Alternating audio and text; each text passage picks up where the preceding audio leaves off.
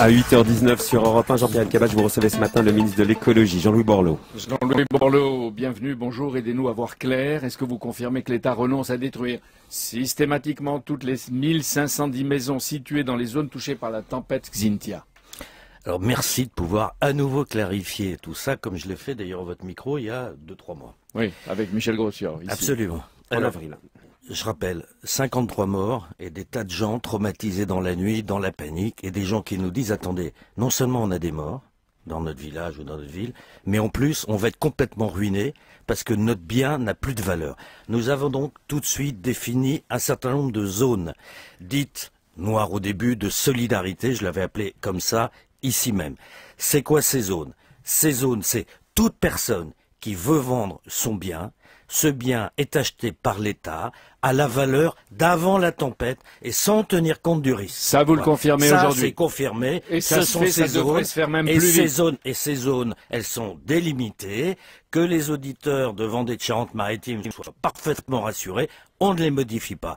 J'observe d'ailleurs que en Vendée, c'est plus de 520 maisons qui ont été visitées, qui font l'objet de propositions par l'État. J'observe d'ailleurs qu'un certain nombre ont d'ores et déjà été acceptés. Et je crois que tout le monde considère que le prix qui a été proposé est strictement conforme dans l'intérêt des gens. Attendez, ça c'est les zones.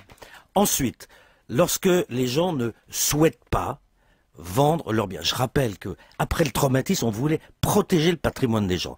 Dans ces zones, nous avons toujours dit qu'il y aurait des commissaires enquêteurs pour une expertise contradictoire au cas par cas, pour regarder pour ceux qui ne souhaitaient pas vendre à l'État, ce qu'on devait faire, raser ou ne pas raser. Au cas par cas, si quelqu'un sur une butte, si c'est un ancien patrimoine, bref. Ceux qui le veulent pourront rester chez eux.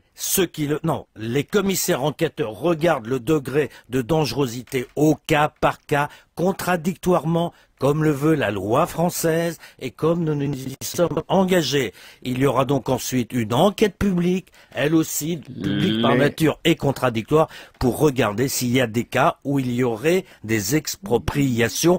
C'est un problème de danger. S'il y a danger, on ne laissera pas les gens. Et le danger, monsieur Elkabbach, c'est pas le danger de Xynthia seulement, c'est le danger de demain. S'il y a à la fois un événement donc l'État ne cédera, on ne laissera pas des gens en danger. L'État ne cédera pas à des propriétaires qui voudraient rester s'ils prennent des risques. Non, s'il y a mais vous savez, c'est du bon sens élémentaire. Voilà, donc il y a danger. Bon, je redis, les zones, elles ne bougent pas. Ce sont des zones qui ouvrent droit à ce que des gens puissent demander à l'État de racheter. Je rappelle que c'est une opération, nous avons mis 400 millions d'euros.